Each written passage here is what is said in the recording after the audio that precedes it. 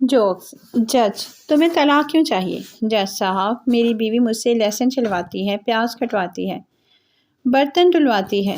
جج: ہاں تو اس میں کیا ہے؟ لہسن چھیلنے سے پہلے تھوڑا گرم کر لیا کرو، آسانی سے نکل جائے گا۔ پیاز کاٹنے سے پہلے تھوڑی دیر انہیں فریزر میں رکھ دیا کرو، اس سے کاٹتے ٹائم آنکھوں میں جلن نہیں ہوتی ہے۔ برتن دھونے سے پہلے انہیں پانی میں پڑے ٹب میں 10 منٹ بھگو دیا کرو، آسانی سے صاف ہو جائیں گے۔